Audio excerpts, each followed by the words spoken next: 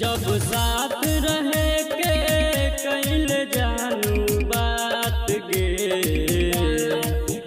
जब साथ रहे के कैल जानू बात गे, तोरा याद में पीबो गांजा और शराब गे, तोरा याद में पीबो गांजा और शराब गे।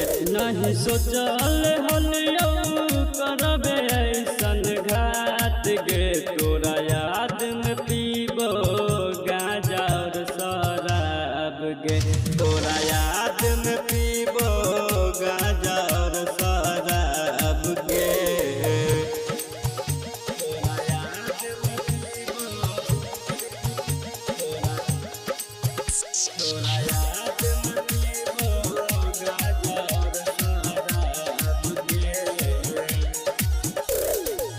जिंदगी में आईली अगिया लगैली, दोसरा के नाम के मोगिया सजैली, ये बेवफा। जिंदगी में आईली अगिया लगैली, दोसरा के नाम के मोगिया सजैली। उठै दिलवा में दर्द हमरो दिनू रात के, उठै दिलवा में दर्द हमरो दिनू रात गे, तोरा याद में पीबो गांजा और शराब गे, तोरा याद में पीबो गांजा और शराब गे।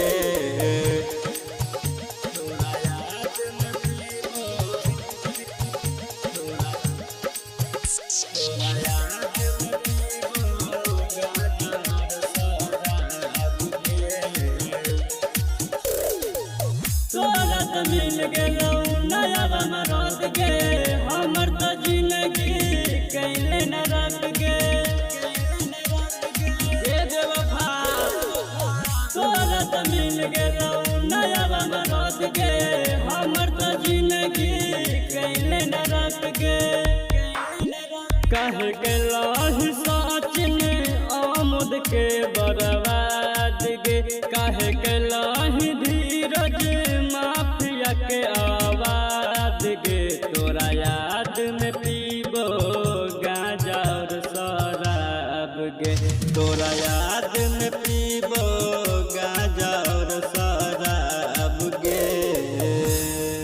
Angika recording studio, Rupauli, Purnia, Bihar.